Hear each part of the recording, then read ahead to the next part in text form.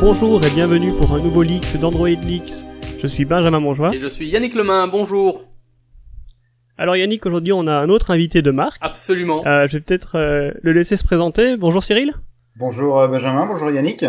Bonjour, est-ce que tu peux nous dire qui tu es ? Je suis Cyril Mottier, développeur Android, également mainteneur d'un blog, tout simplement mon blog personnel, qui est un petit peu connu puisque c'est cyrilmottier.com, où je discute généralement de tous les sujets qui tournent autour du développement mobile en général et plus particulièrement d'Android. Très bien, et aussi je tiens à préciser que si je ne me trompe pas, mais peut-être que je me trompe, tu es notre premier GDE, c'est-à-dire Google Developer Expert.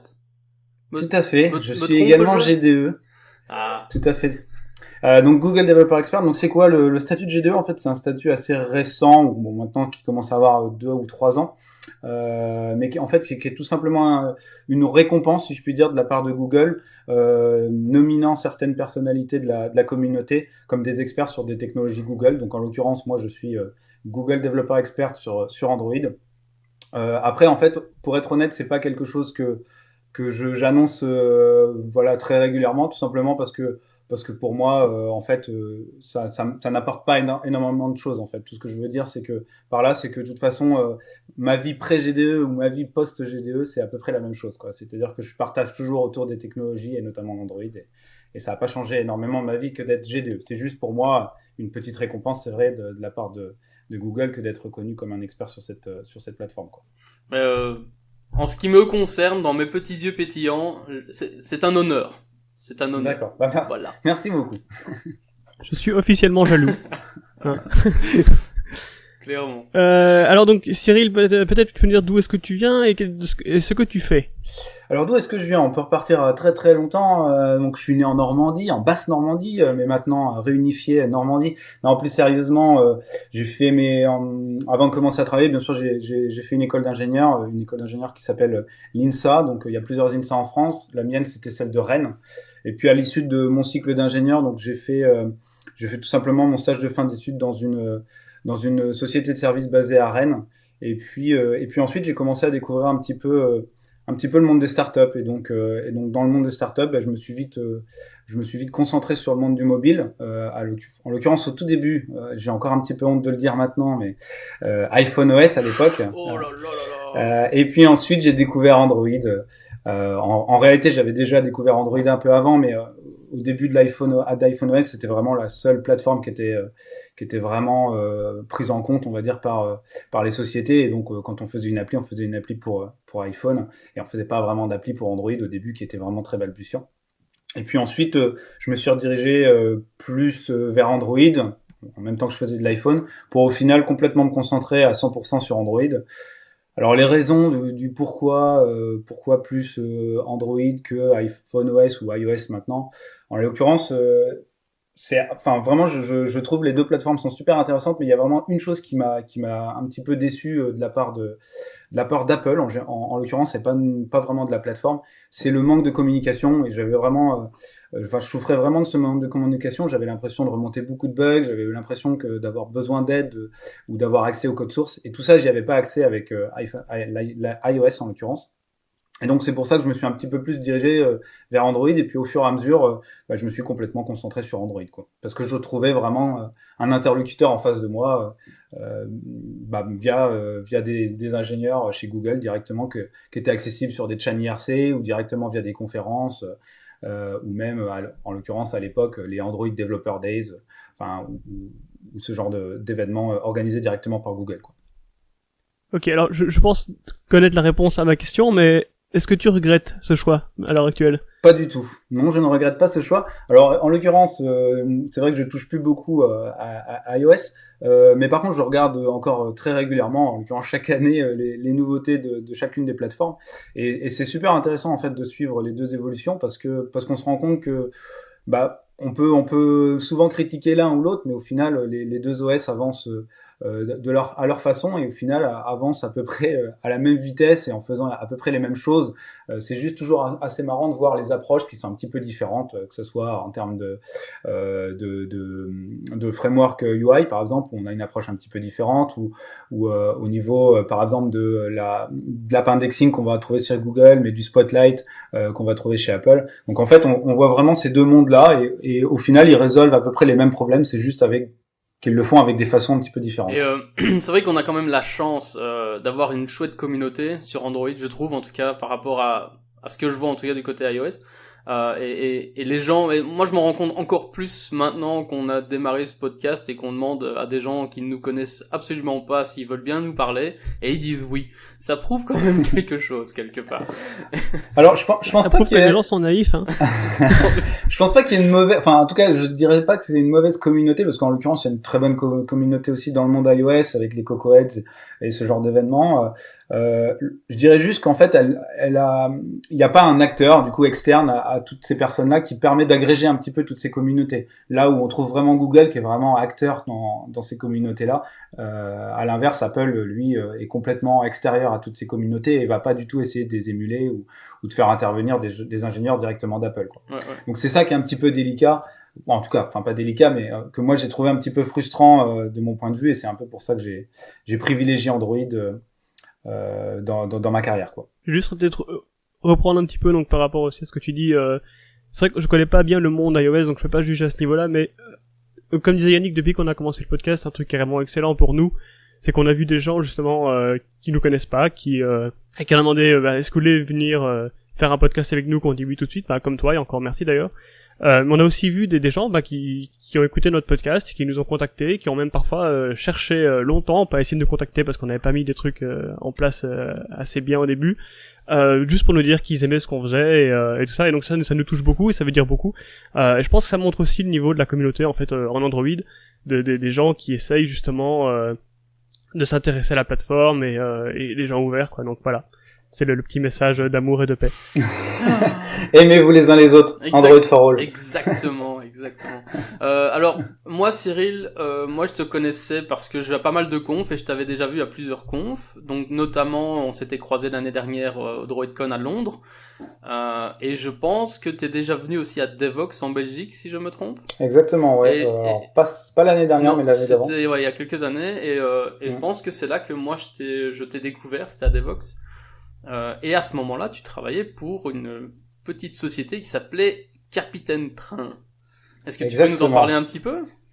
Tout à fait, puisqu'en fait cette société existe toujours. Elle a juste changé de nom plusieurs fois d'ailleurs. Donc à l'époque, elle s'appelait Capitaine Train. Donc moi, quand j'ai rejoint Capitaine Train, c'était en mars 2013.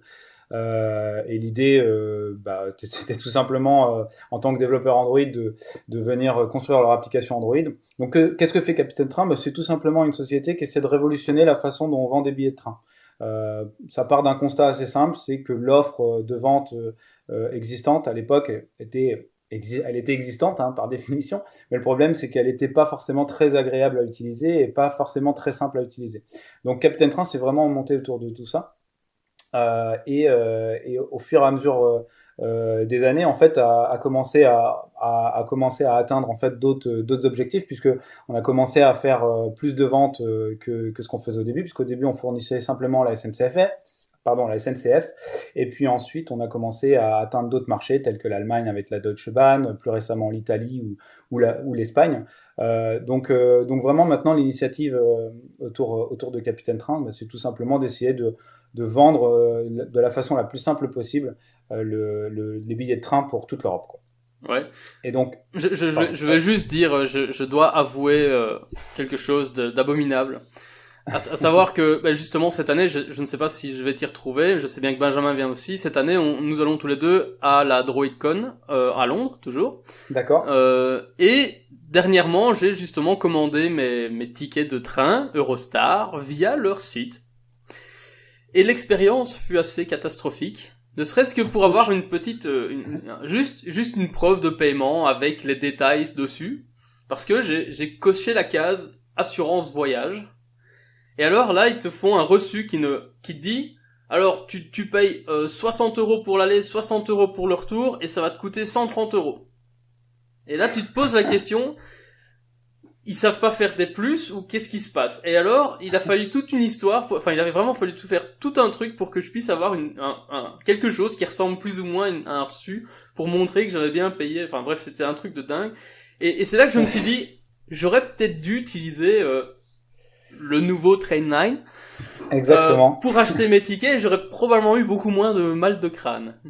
Exactement. Donc oui, c'est un peu le genre de problème qu'on avait avec le concurrent et que moi personnellement j'ai toujours quand il m'arrive malheureusement de encore l'utiliser.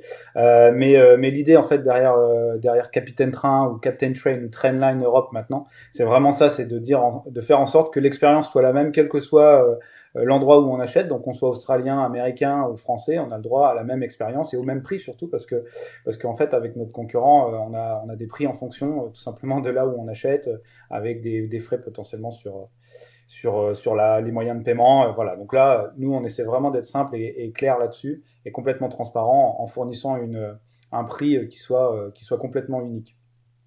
Ouais, bah justement, moi quand je t'avais vu la première fois donc à Devox, tu avais commencé, je pense que je me rappelle plus exactement des détails du talk que tu as fait, mais je sais que ça tournait autour de certains aspects de l'application. Et depuis j'ai commencé à regarder, j'ai suivi ton blog et j'ai commencé à regarder aussi l'application et je me suis rendu compte de tous les petits détails justement d'expérience utilisateur qui semblent infimes, qui semblent vraiment évidents, mais que très peu d'apps finalement incluent.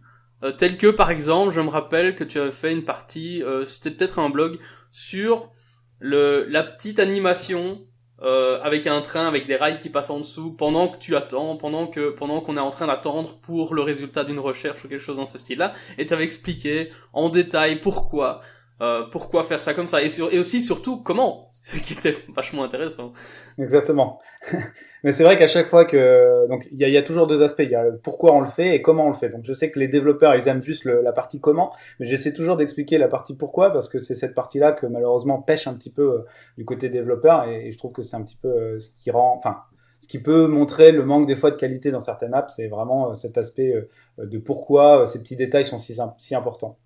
Et donc, en l'occurrence, oui, Capitaine Train, c'est clairement un ensemble de petits détails comme ça qui font une application qui paraît ultra simple quand on l'utilise. Mais en fait, tous ces détails, en termes de réalisation, ça prend énormément de temps. Mais c'est ce qui rend l'expérience aussi, en tout cas, ce qu'on essaye, que cette expérience soit de la plus parfaite possible, quoi. Ça tombe super bien parce que c'est le sujet de ce podcast aujourd'hui. Incroyable. Alors... C'était un peu long comme intro, mais on a réussi à arriver jusque-là. Si vous êtes arrivé jusque là sans vous sans vous demander pourquoi, et ben maintenant vous savez. Voilà. Donc Cyril, avant de continuer peut-être sur ce sujet, j'aurais bien aimé que tu nous parles un petit peu de qu'est-ce que tu fais chez Capitaine Train en fait. Quel est ton rôle toi chez Capitaine Train? Alors, Trainline, pardon. Oui, donc voilà. Donc il y a beaucoup de noms. Vous pouvez encore dire Capitaine Train. C'est pas très grave, je comprendrai. Donc mon rôle au jour d'aujourd'hui, c'est Head of Mobile and Web. Donc qu'est-ce que ça veut dire? C'est que tout simplement, je gère les équipes front-end. Donc quand on parle de front-end chez Capitaine Train ou chez Trainline Europe, on parle d'Android bien sûr, puisque j'ai rejoint Capitaine Train pour Android majoritairement, et aussi ensuite d'iOS et puis bien sûr du web. Donc on a également une web app qui est le front-end d'origine et même de référence, on considère de référence puisque tout simplement il contient l'ensemble des fonctionnalités là où les mobiles potentiellement ont des fonctionnalités qui ne sont pas disponibles parce qu'on est sur mobile, quoi. Et donc mon rôle chez Capitaine Train au jour d'aujourd'hui, c'est de vérifier, de m'assurer en tout cas de la cohésion de toutes ces équipes front-end pour faire avancer une seule et unique chose qui s'appelle le produit, puisque même si l'expérience est différente entre les frontaux, on veut que les fonctionnalités soient disponibles sur toutes les plateformes. On va idéalement en même temps, ou en tout cas en s'assurant qu'il y ait le moins de disparité possible, quoi. Alors on peut voir quand on suit un petit peu ton Twitter et ton activité en règle générale que tu t'intéresses beaucoup à tout ce qui est expérience utilisateur et aussi design. Est-ce que tu as des formations là-dedans Alors c'est assez marrant, mais ça reflète un petit peu, je pense aussi, l'historique de Capitaine Train. C'est que Capitaine Train est connu pour être un produit avec une ergonomie irréprochable et une facilité d'utilisation, alors que quand on regarde en fait l'origine, la genèse de Capitaine Train, ça a été tout simplement créé par 3 ingénieurs qui avaient aucun background en termes d'ergonomie, et le produit a évolué en fait qu'avec une équipe d'ingénieurs et aucun ergonome, aucun designer pendant facile 4 ou 5 ans, quoi. Et c'est marrant de voir en fait tous les gens pensaient que derrière Captain Train il y a forcément une équipe produit et une équipe d'ergonomes super importante, et en fait non, au début il n'y avait pas tout ça, donc maintenant c'est un petit peu changé. Et donc ma vision en fait des choses, elle correspond un petit peu à ce qui se passe chez Captain Train, c'est-à-dire que moi j'ai pas du tout une formation d'ergonome ni de designer, mais c'est un aspect qui me touche énormément parce que je considère que bien développé, ça sert à rien si on n'arrive pas à vendre son produit, et vendre son produit, ça passe tout simplement par une bonne ergonomie, et puis surtout une interface. Alors après, ça peut être très subjectif, la beauté, etc., mais en tout cas une interface agréable à utiliser et à regarder, quoi. Et donc en fait, comme j'ai pas du tout de formation, quand je suis arrivé chez Capitaine Train, et même plus globalement quand je me suis mis au développement sur Android, en fait j'ai passé beaucoup de temps à regarder ce qui existe. Donc je pense que l'ergonomie c'est aussi beaucoup ça, c'est d'apprendre des autres et de ce qui existe. Donc on apprend bien sûr à partir de guidelines, donc on n'en avait pas au début sur Android, maintenant on a les Material Design Guidelines. Mais on pouvait quand même essayer d'en sortir quelques-unes en regardant tout simplement les apps existantes, donc que ce soit les apps de Google telles que Gmail, Google Play, Google Music, ou en regardant les apps des gros acteurs du mobile. Je pense à Facebook tout de suite, mais en fait je pense pas que ça soit un bon exemple d'ergonomie. Non, mais non, bien sûr, pas trop, voilà, on peut trouver d'autres applications assez importantes. Je pense à Pocket Cast par exemple, puisqu'on est en train de faire un podcast. Pocket Cast est un parfait exemple d'ergonomie, et il faut pas hésiter à aller piocher un petit peu dans le genre d'app pour faire une bonne ergonomie dans ses propres applications, quoi. Alors je te conseille très très fortement d'aller voir l'application de la SNCB, donc c'est la SNCF mais belge, et tu vas adorer. Vraiment tu vas te régaler. D'accord, bon, j'irai faire un tour. Je n'en dis pas plus, mais c'est juste magnifique. Ça vous donnera sûrement envie de venir en Belgique. Oui, alors on souhaite aller partout. Après, voilà, le problème c'est les ressources, c'est aussi potentiellement les accès qui ne sont pas forcément simples. Mais donc, comme on dit tout le temps chez Capitaine Train, peut-être un jour. Mais donc, toi, je suppose que tu utilises Capitaine Train tous les jours, ou presque, souvent, alors, régulièrement. Pas tous les jours tout à fait, mais oui, j'utilise très régulièrement parce qu'en fait, ce qui est assez marrant, c'est que je bosse sur Paris depuis maintenant plus de 5 ans, et j'ai jamais habité à Paris. Donc avant, j'habitais à Lyon, maintenant j'habite à Nantes. Mais donc ça implique beaucoup de déplacements, et ces déplacements, je les fais bien sûr en train.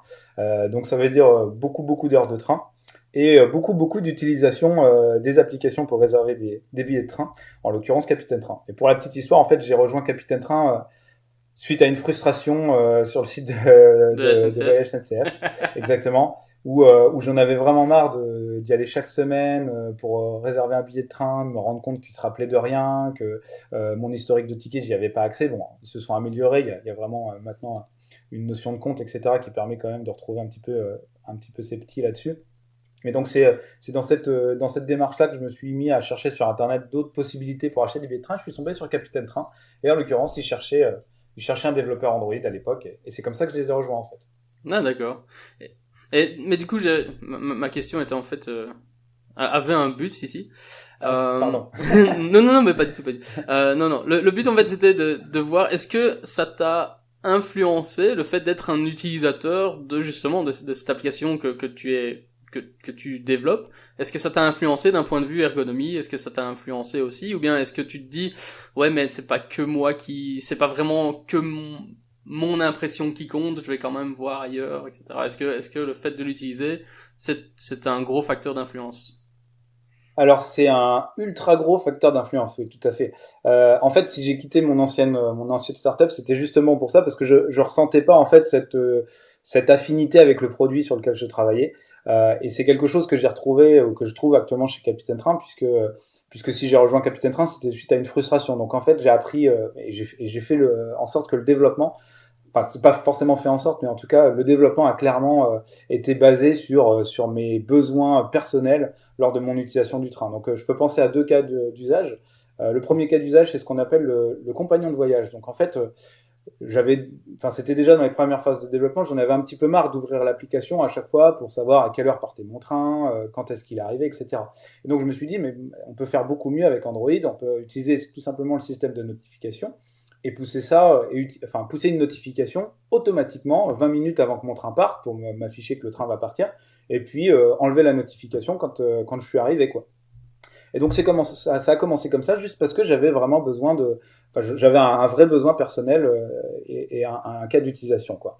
Et puis au fur et à mesure, bien sûr, on a poussé ce principe encore plus loin, puisque maintenant on a intégré les retards dedans, les quais, on fait même du géofencing. Donc en fait, si j'arrive plus de 20 minutes avant mon départ de train en gare, carrément, comme je suis géofencé en gare, on va m'afficher directement la notif, parce que comme je suis en gare, ça veut dire que je vais prendre mon train. Voilà, donc on pousse ces choses-là de plus en plus loin au fur et à mesure, en fait, des évolutions de l'application, quoi. Et puis un autre exemple, ça a été quand je suis revenu de Google I.O., alors il y a 2 ou 3 ans maintenant, cette fameuse Google I.O. où Android Wear a été présenté.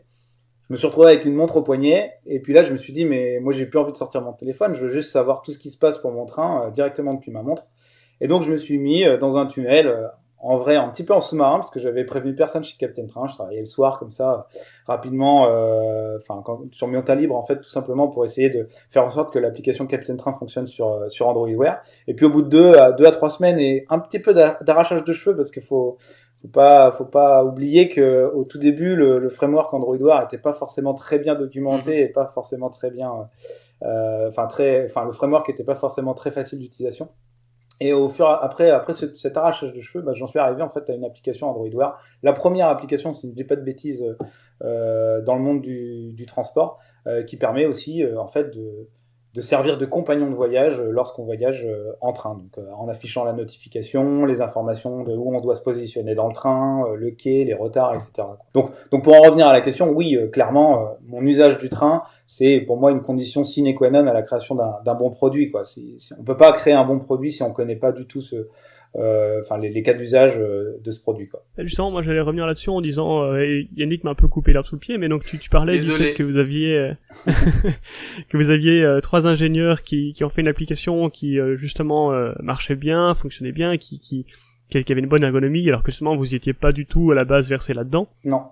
Et je pense que comme tu dis, c'est le fait que ça vous tenait à cœur, c'est un produit que vous utilisiez, donc c'est ce que Google appelle le dog fooding, hein, donc le fait de manger sa propre nourriture, quoi. Et d'ailleurs, il me semble que on a un peu craché sur Facebook au début, mais il faut quand même leur rendre ce qui leur appartient. C'est-à-dire que Mark Zuckerberg avait dit, bon voilà, l'application Facebook Android était vraiment merdique, pour dire ce qui est, et donc il avait acheté des téléphones Android à ses employés pour que justement ils commencent à utiliser eux-mêmes leur application. Donc je pense que voilà, ici t'as mis le doigt sur quelque chose de très important. Déjà, la passion que tu as pour ce que tu fais, donc qui est super importante, et deuxièmement, le fait que tu l'utilises. Donc du coup, quand tu essayes de répondre à un problème, tu réponds pas à un problème parce qu'on te l'a imposé, tu réponds à un problème parce qu'il te touche, parce que tu veux le régler pour toi-même en priorité. Tout à fait.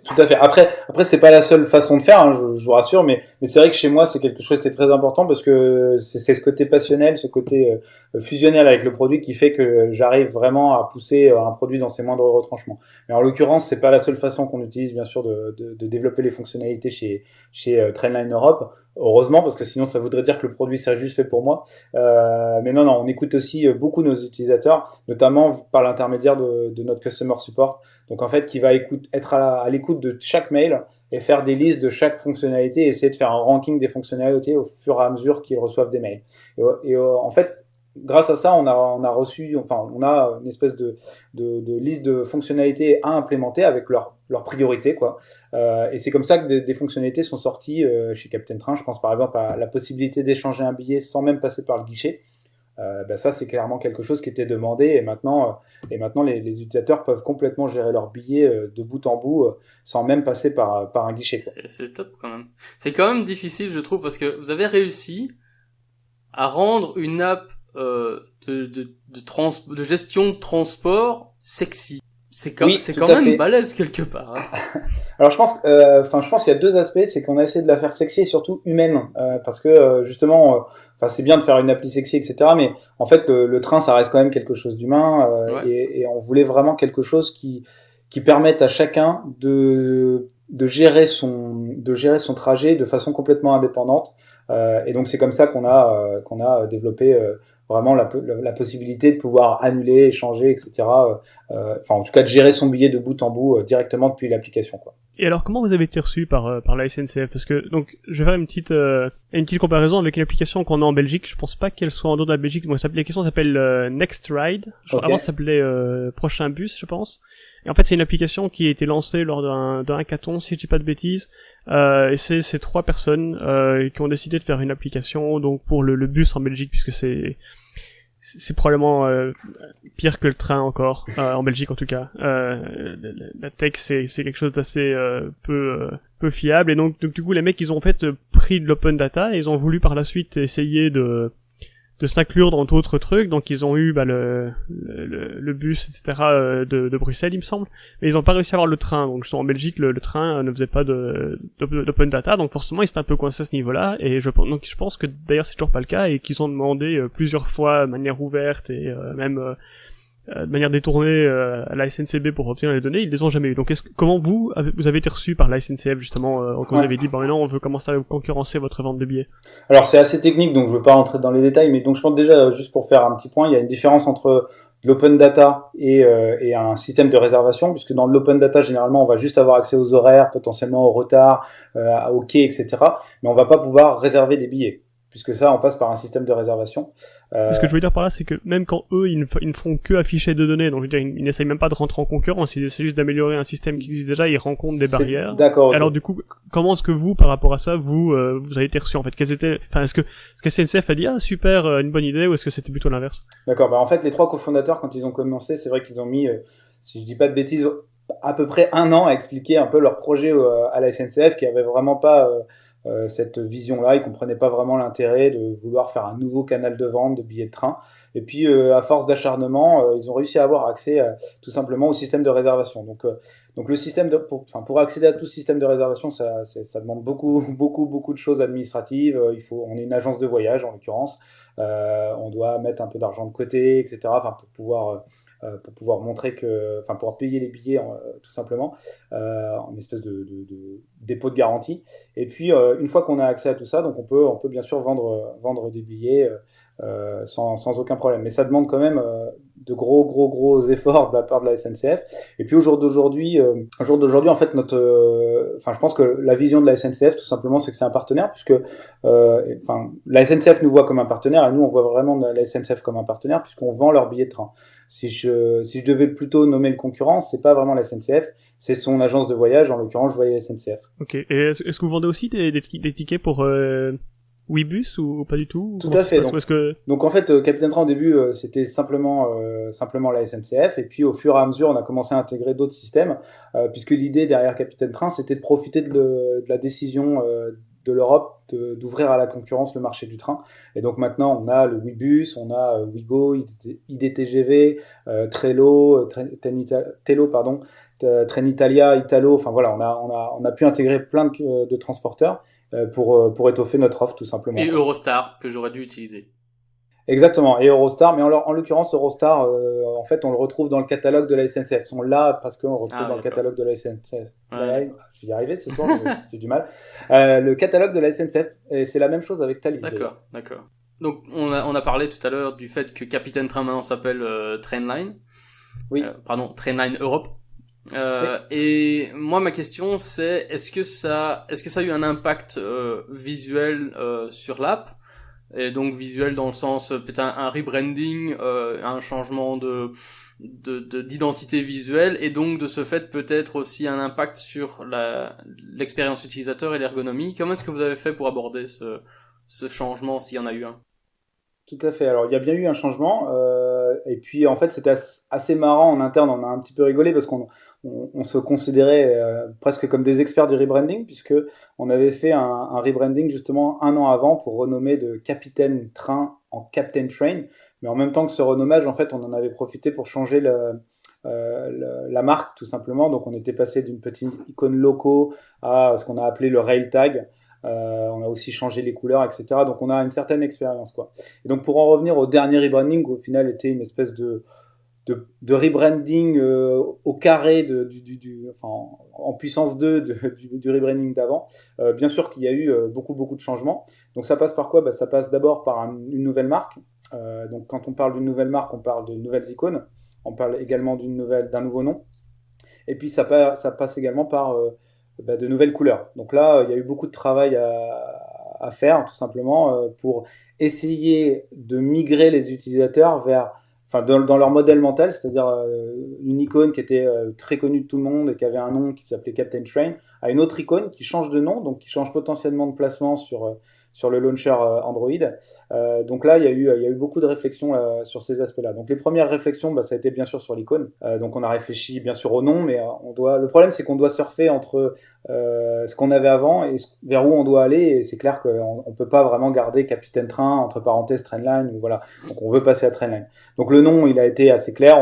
On s'est renommé tout simplement Trainline EU pour Europe. Pourquoi EU? Parce que tout simplement sur un launcher, Europe c'est trop long et on aurait EU 3 petits points. Et puis aussi parce que sur le Play Store par exemple, on n'a pas une longueur de titre suffisante pour mettre Trainline Europe en fait. Par contre sur l'App Store, lui on a bien Trainline Europe. Et puis ensuite sur l'icône, alors ça a été assez marrant parce qu'on a eu vraiment deux aspects à gérer complètement de front, que ce soit sur iOS ou Android. Donc sur Android, on avait une icône et on a toujours une icône qui respecte complètement les guidelines Android. Donc c'est quoi les guidelines Android en termes d'iconographie? C'est tout simplement, alors je parle pas des Pixel Phone qui ont complètement changé la donne, mais avec des icônes circulaires, on n'en parlera pas. Mais donc je parle vraiment des guidelines Material Design qui expriment tout simplement le besoin d'avoir une forme reconnaissable. Et donc chez nous, la forme reconnaissable, c'est ce fond avec ces trois tickets les uns sur les autres, sur lequel on va incruster la marque. Donc on avait ces trois formes-là. Et en fait, ça a été assez simple de décliner ça dans une nouvelle marque. On a simplement changé l'incrustation de la marque sur ces tickets par la nouvelle marque, en l'occurrence l'incrustation du mot train, le train de Trainline, quoi. Et puis on a bien sûr changé les couleurs des tickets pour s'accorder avec les couleurs qui étaient dans l'application, quoi. Donc ça, c'était vraiment la première chose qu'on a dû s'occuper, c'était l'iconographie. Et puis ensuite, on a commencé à jouer avec les couleurs. Et là, les couleurs, au final, on a une palette graphique, donc on doit un petit peu s'y coller. Ce qui était assez marrant, c'est que avant, on avait, donc sur Android, on a généralement une couleur primaire, une couleur accentuée. Et en fait, avant, on avait juste une couleur primaire et accentuée. En fait, la couleur primaire et accentuée étaient exactement la même. Donc on a dû un petit peu retravailler notre code pour s'assurer qu'on avait vraiment deux couleurs différentes. Donc en l'occurrence deux attributs de thème pour les développeurs qui s'y connaissent, deux attributs de thème différents, donc la couleur primaire et la couleur accentuée. Et puis on a tout simplement changé, alors je caricature un peu, mais on a en gros changé une valeur dans XML et normalement si tout est bien fait, toute l'application change pour s'adapter aux nouvelles couleurs, quoi. En l'occurrence, c'était pas tout à fait le cas, puisqu'on doit aussi aller changer des icônes dans lesquelles certaines couleurs sont hard-codées. Mais on pourrait imaginer pousser l'application dans ses moindres retranchements en s'assurant qu'en fait elle utilise toutes ces variables couleur primary et couleur accentuée. Parce que en fait là où je travaille pour le moment, on est en passe de rebranding aussi. Et là, ils en ont profité, eux, pour refaire une refonte carrément de pas mal des écrans et des fonctionnalités. Donc là, on a vraiment un impact assez violent, dans le sens où il y a des écrans et c'est une application bancaire, donc il y a déjà pas mal de complexité autour de graphes et de trucs dans ce style-là, et on pousse aussi très très fort sur une bonne expérience utilisateur autant que possible en tout cas. Mais moi je vois en tout cas le poids que ça a vis-à-vis de c'était pas juste changer juste changer des couleurs, c'était aussi aller un peu plus loin dans le redesign des écrans et des fonctionnalités, des widgets et des composants, etc. Donc vous n'avez pas eu ce genre de gros changements là. Justement, en fait, c'est quelque chose qu'on voulait pas. On voulait une transition. Enfin, aussi simple comme que je le dis possible. souvent, on veut pas une révolution, on veut une évolution. Donc chez Captain Train, on marche beaucoup par évolution. Donc on sort l'application régulièrement, et si elle change régulièrement, c'est pas très grave, quoi. Au contraire, on va transporter l'utilisateur à travers ces transitions-là, plutôt que de faire ce gros coup d'annonce en mode on a complètement repensé l'application. Nous, on marche pas vraiment comme ça. On pense vraiment qu'on veut faire des évolutions au fur et à mesure de la vie de l'application, plutôt qu'une grosse révolution qui vient bousculer totalement l'utilisateur, quoi. Et déjà, même pour ce rebranding là, ce que j'ai même pas dit, c'est qu'on a aussi rajouté d'autres petits aspects, pareil, qu'on a un petit peu poussé, parce que tout simplement, comme on a renommé l'application de Captain Train à Trainline, on avait cette peur de perdre des utilisateurs qui se seraient demandé où se trouvait l'icône, puisqu'elle est réordonnée dans la liste du launcher. Donc, ce qu'on a fait, c'est qu'on a enregistré un broadcast sur le package updated. Et puis, une fois que l'application a été mise à jour, on a affiché une notification dans le notification tray pour dire, au fait, Capitaine Train a changé de nom, ça s'appelle maintenant Trainline, on a juste changé de couleur, mais le produit reste le même. Vous pouvez nous trouver ici, quoi. Et donc ça, c'est le genre de petites choses qui peuvent être aussi utiles dans un rebranding qui est assez important comme ça. Un rebranding surtout de la marque et du nom de l'application, quoi. Je vais faire je vais faire écouter le business, je vais leur faire écouter ce que tu viens de dire pour qu'ils comprennent un petit peu certaines choses. Ce qui est surtout intéressant dans cette chose-là, c'est de montrer qu'Android, par exemple, peut faire plus qu'iOS. En l'occurrence, sur cet aspect-là, pour iOS, et c'était pas possible de le faire parce qu'il n'est pas possible d'écouter une mise à jour du package de l'app. En l'occurrence, sur Android, c'est vrai que la plupart des gens qui étaient coutumiers d'iOS pensaient même pas que c'était possible. Et c'est là que je trouve que c'est bien d'avoir une expérience, ou en tout cas une expertise sur Android, c'est de montrer qu'Android, même s'il y a des défauts à certains endroits, il a quand même des gros avantages et qu'il faut pas complètement passer à côté, quoi. Donc cette mise en avant du rebranding qui est faite vraiment à la mise à jour sur Android, bah, c'est quelque chose qui n'a pas été possible sur iOS. On a dû utiliser des solutions de repli telles que le push. Mais le push, malheureusement, c'est un message comme un SMS qu'on reçoit et l'utilisateur peut avoir ce message de rebranding même s'il a pas mis à jour vraiment l'application, quoi. C'est un petit peu je dirais le point négatif de cette méthode-là, quoi. Cool. Mais je ne savais pas qu'on pouvait changer le package en fait, non plus. Donc, en fait, tu peux pas changer le package, mais tu peux écouter que ton package a été mis à jour. Ah oui, d'accord, je vois. Et donc quand tu écoutes que ton package a été mis à jour, bah tu te registers sur ce broadcast là et donc tu démarres, enfin le système démarre ton process et tu peux afficher cette notification en disant maintenant j'ai changé, je m'appelle plus Capitaine Train mais je m'appelle Trainline. Et donc t'as vraiment cette notification exactement quand le Play Store a fait la mise à jour et non pas avant qu'il fasse la mise à jour ou genre 2 jours après qu'il ait fait la mise à jour. Tu l'as à l'instant même. Smart. Très intelligent. Exactement. Super idée, ouais. Et il faut utiliser les broadcast receivers. Il y a plein d'actions comme ça disponibles. Alors, je demande pas à tout le monde d'utiliser le boot received.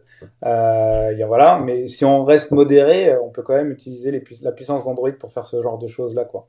Attention qu'on le répète quand même depuis Nougat, les broadcast receivers pour les images et la connectivité ont changé, donc rappelez-vous, hein, c'est juste un petit rappel. Et moi, j'ajouterais même, pour être honnête, que à mon avis, ma prévision pour la prochaine version d'Android, c'est que donc c'est broadcast explicite, si je dis pas, ou implicite. Je sais plus si ça s'appelle implicite ou explicite. Mais en gros, ces broadcasts qu'on enregistre directement dans l'Android Manifest, à mon avis, ne seront même plus disponibles sur la prochaine version d'Android.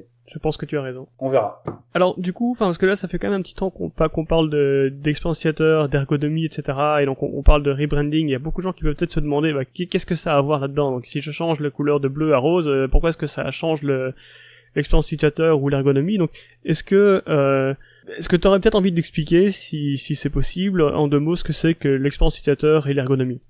Ok, alors le changement de couleur, je ne sais pas si ça va influer directement sur l'ergonomie, par contre ça peut impliquer clairement sur l'expérience utilisateur. Et donc la plus simple des façons de le comprendre, c'est tout simplement si vous rentrez dans une pièce, elle est peinte en beige, et puis ensuite vous rentrez dans la même pièce mais qui est peinte tout en rouge. Je pense que la réaction de l'utilisateur elle va être complètement différente. Il y a sûrement une couleur, moi personnellement ce sera le rouge, qui va les gêner tout simplement parce qu'elle est agressive, parce que elle pique un peu aux yeux.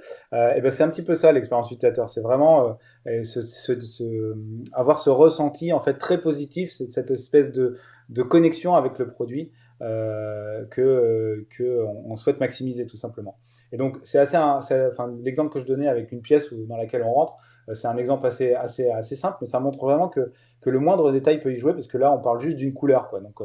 Donc changer juste une couleur, ça peut vraiment nuire à l'expérience utilisateur, tout simplement parce que les gens sont habitués à une certaine teinte, ou en tout cas à une certaine couleur prédéfinie, quoi. Et donc, je pense que le meilleur exemple pour montrer que ça joue, en tout cas la meilleure preuve pour montrer que ça joue énormément, c'est d'aller voir les revues sur le Play Store ou l'App Store puisque suite au rebranding, on a eu énormément de commentaires négatifs de gens qui n'étaient pas contents sur les couleurs, qui n'étaient pas contents sur le nom de l'application, qui n'étaient pas contents sur l'icône de l'application aussi, parce qu'ils n'arrivaient pas à la retrouver, qui trouvaient que ça manquait vraiment d'émotion, que ça manquait un petit peu de vie, voilà. Donc c'est assez marrant de savoir que juste un changement de couleur ou d'une icône peut influer autant sur la réaction des gens, quoi. J'ai jamais pensé à ça en soi, mais c'est vrai que ça m'est déjà arrivé plusieurs fois. Une application change d'icône. Pourtant, une icône, c'est rien de grandiose, c'est juste une petite image sur laquelle on met son doigt pour que l'application démarre. Mais c'est vrai qu'un changement d'icône, surtout quand on s'y attend pas, bah, ça change énormément tiens, mais elle est où mon app? Exactement. Comment est-ce que je fais pour démarrer le truc que j'utilise tous les jours? Ou qu'est-ce que je dois faire? Et puis, après, il faut commencer à faire des efforts, en fait, pour retrouver son app, etc. Et je pense que les gens aiment pas faire des efforts. Exactement, c'est ça. Et donc ça, c'était plutôt la partie expérience utilisateur. Et puis tu me demandais tout de suite, Benjamin, plus la partie ergonomie, qui souvent est un petit peu mixée. Mais pour moi, l'ergonomie, c'est tout simplement faire en sorte qu'une application, une interface graphique soit intuitive. Donc qu'est-ce que j'entends par là? Ça veut dire tout simplement que un bon exemple, par exemple, c'est une porte, tout simplement. Vous allez avoir une poignée de porte dessus. Si vous voyez une poignée de porte qui est en plein milieu de la porte, bah, vous allez vous demander comment vous allez ouvrir la porte avec une poignée qui est en plein milieu de la porte. Alors que si elle est mise sur le côté avec une poignée donc clairement un petit peu longitudinale, bah, vous allez juste en la regardant savoir comment vous pouvez interagir avec, quoi. Bah, c'est un petit peu ça l'ergonomie, c'est de faire en sorte qu'on donne un aspect visuel et un positionnement aux éléments graphiques sur l'interface pour qu'ils soient intuitifs et donc qu'on sache que à chaque action sur cet objet graphique ou virtuel, on prévoit en fait de façon complètement automatique la réaction qu'il va y avoir, quoi. Donc, ça c'est un exemple dans la vraie vie, mais si on regarde une interface graphique sur Android, la notion de bouton, typiquement, il y a ce qu'on appelle cette notion d'affordance. Donc, si un bouton, il a clairement cet aspect un petit peu relevé avec une petite ombre, et ben ça va clairement cette petite ombre appeler à vouloir appuyer dessus, parce qu'on a l'impression vraiment qu'on n'est pas sur le même niveau graphique, et donc en appuyant dessus, on va clairement comprendre qu'il y a une action qui peut en découler. Donc c'est vraiment ça l'ergonomie, c'est tout simplement de faire en sorte que notre interface soit simple et intuitive à l'utilisation, quoi. Donc l'ergonomie, c'est de mettre des poignées de porte longitudinales sur le côté des écrans, c'est ça, j'ai bien compris alors. Non, c'était un exemple, mais ça en fait partie. Alors, juste aussi pour les Français qui nous écoutent, on va faire un petit peu de belgicisme. Une poignée longitudinale, on appelle ça une clinge en Belgique. Ah bah alors, c'est marrant parce que moi j'ai pas osé utiliser le mot que j'ai dans ma campagne de naissance, mais qui était clenche. Ça ressemble beaucoup. Ah ouais. Oh là là là là. En fait, alors... il me semble que c'est du Nord, ça, non? En fait, de ce que j'ai compris sur Internet, c'est soit de Lorraine, soit justement de Basse-Normandie.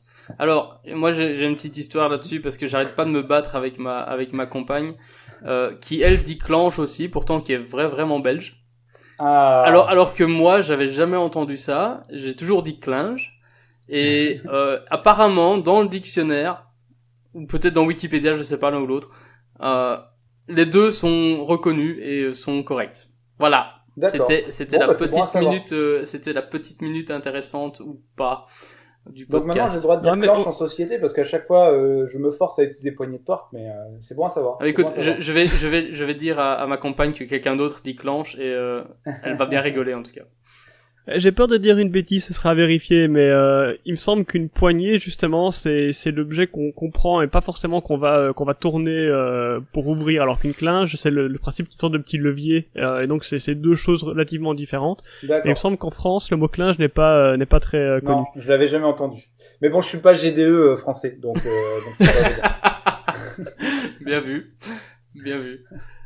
Ok. Alors du coup, donc on parlait voilà d'ergonomie, hein, donc de choses intuitives, et donc bah, tu dis à juste titre Trainline Europe, c'est un bon exemple. En tout cas, c'est facile de le dire, oui, parce que j'y travaille, mais oui, je pense que c'est un bon exemple. Ah ouais, je pense aussi, mais alors, du coup, voilà, est-ce que tu as des exemples de choses dont tu es fier, de trucs où voilà, vous avez réfléchi ensemble, vous avez trouvé des solutions à des problèmes qui étaient pas forcément simples, ou parfois même des petits détails, voilà, que vous avez changé et et tu dis, ah voilà, là, sur ce truc-là, on est content du résultat, on est content d'avoir trouvé ça. Est-ce que tu as des exemples ou... Ah oui, donc il y en a beaucoup. Déjà, donc il y a cet aspect un petit peu automagique sur ce que j'appelle le compagnon de voyage. Un autre exemple, je pense, qui est plutôt intéressant. Donc après, ça va surtout parler à ceux qui connaissent un petit peu le produit. Donc en fait, on a sur le web, on avait un panneau de recherche. Donc on a un formulaire de recherche assez classique. Puis à chaque fois qu'on veut aller dans un champ, donc par exemple, si je prends le champ station de départ, eh bien j'ai un autre panneau qui s'affiche sur la droite avec la liste des stations possibles pour le départ, quoi. Donc on avait vraiment un double panneau, à gauche le formulaire complet et puis à droite en gros un panneau qui permet de remplir le champ sélectionné, quoi. Et malheureusement ou heureusement, ça dépend, en tout cas moi je pense que c'est plutôt heureusement puisque j'adore le mobile pour cet aspect-là, c'est qu'on n'a pas la place clairement sur un mobile pour afficher un double panneau gauche-droite, quoi. Donc clairement on pouvait pas s'en sortir comme ça, donc on a dû commencer à réfléchir à comment faire sur mobile pour afficher à la fois un formulaire de recherche et à la fois potentiellement la possibilité de remplir des informations juste sur un des champs de ce formulaire de recherche, quoi.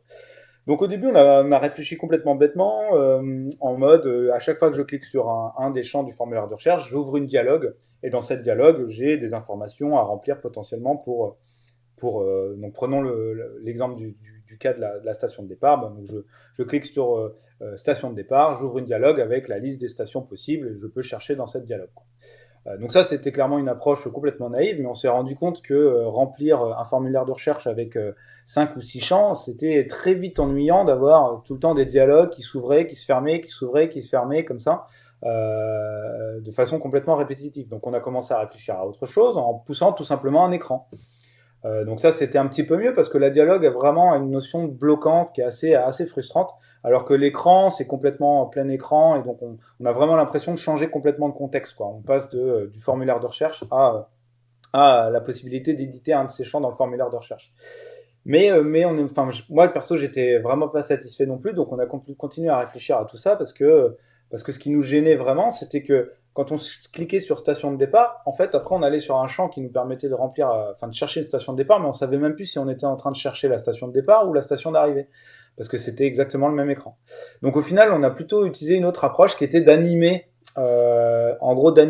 l'écran, le formulaire de recherche, pour à chaque fois qu'on rentre pour remplir un des champs du formulaire de recherche, en fait, on anime en poussant tout le contenu. Alors c'est un petit peu délicat, je pense que le mieux pour les auditeurs c'est tout simplement d'aller voir l'application, mais on va animer le formulaire de recherche pour faire en sorte qu'il n'y ait qu'un champ disponible. C'est le champ sur lequel on va éditer. Et en dessous de ce champ qu'on va éditer, on va afficher la possibilité, les stations possibles pour ce champ, quoi.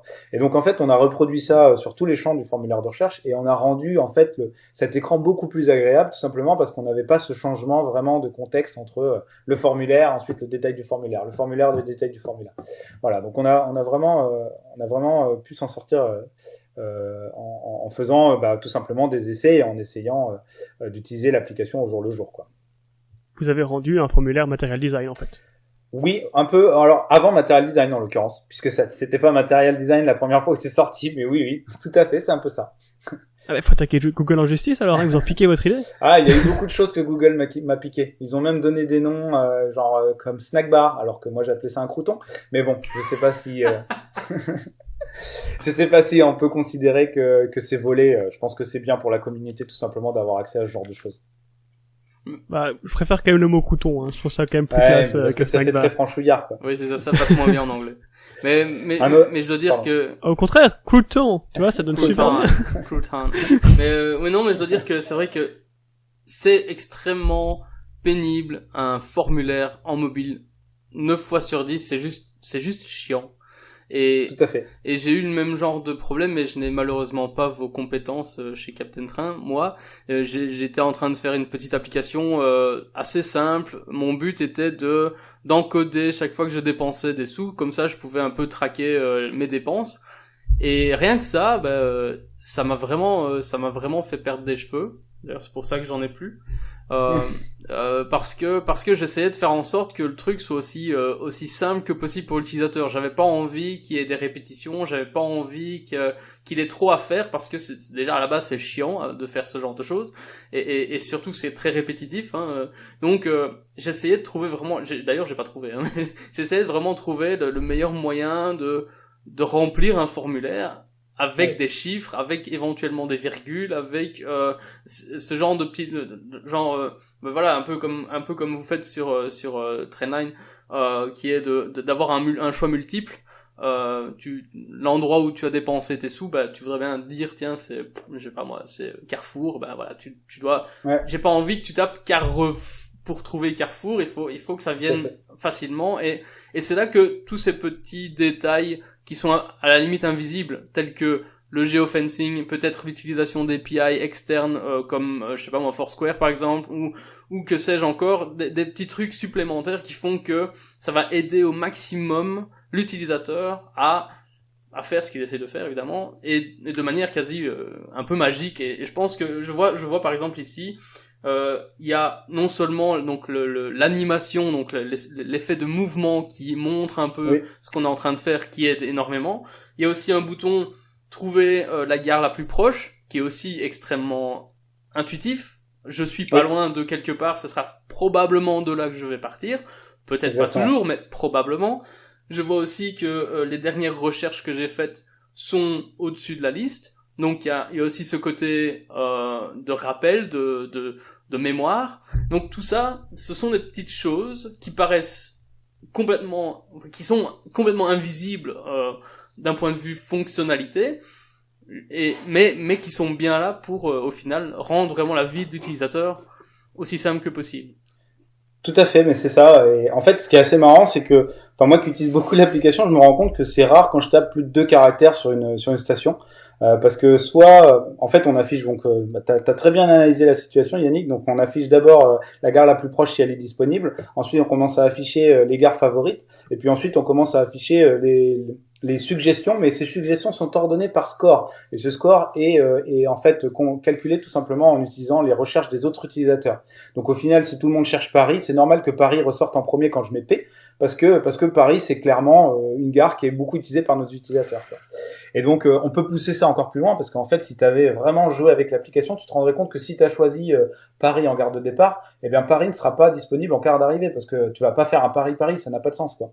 Donc voilà, on a vraiment poussé cet aspect-là à son paroxysme, et c'est ce qui fait que quelque chose qui paraît simple d'utilisation, au final, en termes de réalisation, en l'occurrence, c'est moi vraiment qui me suis occupé de cette partie-là. Il y a facile 1 à 2 mois de travail sur tout ça, quoi. Sans aucun doute. Mais justement, un petit bug, alors moi sur la gare de départ, la première, D'accord. sans rien taper du tout, c'est Paris. D'accord. C'est marrant. Alors que pour jouer, j'avais déjà commencé justement le truc du train pour aller à Londres. Donc j'avais un peu refait le process pour aller à Londres à partir de Bruxelles. D'accord. Donc je vois Bruxelles qui est en 2e position, mais la première position c'est Paris. C'est bizarre. Et la première position, elle a le petit logo du GPS. Elle a le petit logo de nom. Elle a en fait, la petite icône sur le côté exprime en fait quel type de suggestion c'est. Donc si c'est le l'icône du GPS, c'est que c'est la position de la gare la plus proche. C'est une petite horloge. Si c'est une espèce d'horloge, oui, l'horloge c'est une des dernières gares recherchées. Mais pas par moi. Et si par toi. Ah. Bon. Donc tu as déjà dû regarder Paris. Et par contre, si c'est le petit point localisation, alors tu n'as peut-être pas regardé Paris. Par contre, en fait, si t'as jamais utilisé ton compte, on t'a attribué des gares favorites dès le début, en mode voilà. C'est les gares que tout le monde utilise le plus. D'accord. Au fur et à mesure de ton utilisation de l'app. Je suis persuadé qu'il y a une bonne raison, et crois-moi, je ne t'en veux pas. Mais c'est pas idéal, hein. Je dis pas que c'est idéal, mais en tout cas, on essaie vraiment de faire en sorte qu'on soit au plus proche de... Mais malgré tout, comme je dis, Bruxelles est en 2e, il y a aussi la gare la plus proche, qui est le premier bouton avec des couleurs, que je vois sans problème. Donc tout ça, il y a rien à faire. Tout ça, ça aide énormément, et je sais, je sais ce que je suis en train de faire sur l'écran. Il y a le titre qui le dit, il y a la zone d'édition, je peux taper dedans. Enfin bref, moi je trouve ça reste, c'est déjà depuis un moment, et ça reste l'application, mon application, je vais dire représentative quand il s'agit justement d'ergonomie et d'expérience utilisateur, juste pour ce genre de petits détails-là. D'accord, merci beaucoup. Et donc ça fait quand même, et encore une fois, pour une app dont le but est de commander des billets de train, je trouve quand même ça vachement impressionnant. Vraiment. Merci, ça me touche. Mais... Et Cyril, je peux te dire, il n'y a pas de bug dans ton application, parce que si Paris est en premier, c'est probablement parce que Véronique, la 4e identité de Yannick, adore Paris, donc elle a dû chercher ça sur son téléphone. Mais sinon, je vais aller inspecter tous nos logs pour essayer de voir ce que tu as essayé de vraiment chercher, Yannick. Ok, vas-y, ok. Non, mais ils sont acceptés comme si j'y avais accès. Donc Challenge accepted. mais c'est vrai que tu parlais, en fait, il y a deux aspects, je pense. Il y a cette notion d'intuitivité. Donc, en fait, l'utilisateur sait automatiquement, juste par l'aspect graphique des choses ou par la forme visuelle des choses, comment ça va fonctionner derrière. Mais il y a aussi parfois cet aspect de récurrence, en fait, ou de cette répétition, quoi. Donc, en fait, c'est quelque chose aussi qu'on utilise beaucoup dans l'app. C'est qu'on fait en sorte que chaque écran réutilise des patterns d'utilisation qui sont utilisés dans d'autres écrans. Donc, par exemple, tous les formulaires, sauf bien sûr le formulaire de recherche parce qu'il est vraiment un petit peu spécial, mais tous les formulaires pour éditer un passager, pour éditer l'utilisateur, ils ont toujours ce annuler et OK en haut, et toujours au même endroit. C'est toujours comme ça que ça se passe, un bouton annulé à gauche et un bouton OK à droite. Et en fait, c'est avec cette répétition, eh bien tout simplement, on arrive à inculquer une espèce de façon d'utiliser l'app qui devient complètement intuitive et complètement naturelle pour l'utilisateur. Tout à fait. Et pour la petite histoire, un petit truc marrant aussi, je me rappelle qu'il y avait eu beaucoup de débats en interne, c'est donc la première fois on arrive sur l'application, on n'a pas de passager. Donc en fait, on crée un compte et ensuite il faut créer un passager. Donc c'est quoi un passager ? C'est tout simplement une personne qui va voyager, quoi. Alors on pourrait dire pourquoi on ne crée pas un passager automatiquement avec le nom et prénom de l'utilisateur. En fait, c'est tout simplement parce qu'on a des utilisateurs qui font un compte mais qui voyagent pas eux-mêmes. En fait, ils achètent juste des billets pour d'autres personnes. Donc on pouvait pas vraiment se permettre de créer directement un compte, un passager directement quand on crée un nouveau compte. Et donc à la place, qu'est-ce qu'on fait ? C'est que quand l'utilisateur arrive sur la liste des passagers, il se retrouve avec une liste vide, donc avec ce qu'on appelle une empty view, donc qui est bien connu dans le monde de la mobilité et qui affiche en bas aucun passager, quoi. Et puis en haut, dans l'action bar, on a une petite icône d'un passager avec un plus, quoi. Et donc la plupart des gens en interne se disaient il va falloir qu'on mette un bouton ajouter un passager dans l'empty view, quoi. Donc c'est-à-dire en plein milieu de l'écran, comme ça les gens vont savoir exactement où il faut cliquer pour ajouter un passager, quoi. Et en fait, l'approche qu'on a prise, c'est pas du tout celle-là, c'est de se dire plutôt que de mettre un bouton ajouter un passager qui va être affiché en fait que quand la liste est vide, mais qui ne sera plus là quand la liste commence à se construire, on va plutôt simplement essayer d'éduquer l'utilisateur à comprendre que pour ajouter un passager, c'est toujours dans l'action bar en haut à droite. Et donc en fait, ce qui se passe, c'est que lorsqu'il n'y a aucun passager dans une application et qu'on clique sur l'empty view, parce qu'en fait c'est un peu ce qui arrive quand les gens commencent à être frustrés, on va avoir une espèce de whiz un peu comme à l'époque MSN sur le bouton dans l'action bar qui est ajouter un passager. Donc en fait, pour lui inculquer cette notion de, au fait, à chaque fois quand tu vas vouloir utiliser ou créer un nouveau passager, ça sera ici. Donc ça sert à rien d'essayer de d'apprendre à utiliser comment ajouter un passager une seule et unique fois quand t'as pas de passager. Non, il faut toujours que tu ailles en haut à droite et les actions seront toujours en haut à droite. Donc ça c'est vraiment un autre cas d'utilisation de la forme, de la notion de répétition ou de récurrence qui permet d'inculquer à l'utilisateur en fait la façon d'utiliser une application, quoi. C'est un easter egg utile en fait. Ça ressemble à un easter egg pour beaucoup, mais en fait non, c'était vraiment un easter egg. Enfin, ça n'a pas été pensé comme un easter egg, ça a été vraiment pensé comme une petite aide graphique pour une aide graphique pour les utilisateurs, pour qu'ils comprennent bien que ce soit le premier ou le 100e passager, ça sera toujours ici qu'on ajoutera un passager, quoi. Mais c'est une super idée, je trouve. C'est vraiment une super idée. Voilà. Alors après, on peut aussi se plaindre un peu de tout ça, dans le sens où quand on commence à réfléchir un petit peu en termes d'accessibilité, donc pour les malvoyants par exemple, ces animations de vibration des icônes, elles n'apportent pas grand-chose parce que tout simplement un malvoyant va pas la voir. Donc là, on peut très bien ajouter un message. Je pense pas qu'on le fait, mais on pourrait l'imaginer, ajouter un message qui dit pour ajouter un passager, c'est en haut à droite, des choses comme ça. Donc après, il y a complètement des possibilités pour atteindre un public malvoyant ou non-voyant, quoi. chers auditeurs, merci d'être restés avec nous jusque-là. Cette conversation étant tellement intéressante que nous n'avons pas réussi à nous arrêter, mais voyant la longueur de cette dernière, il nous a semblé plus intelligent d'en faire 2 parties. Nous avons donc atteint la fin de la première partie, et la seconde arrivera très bientôt. Cette conversation va continuer sur d'autres sujets d'expérience utilisateur, les launch screens et peut-être même de poignées de porte, qui sait. En attendant, n'hésitez pas à aller écouter les épisodes précédents que vous pourrez trouver sur notre site androidleakspodcast.com.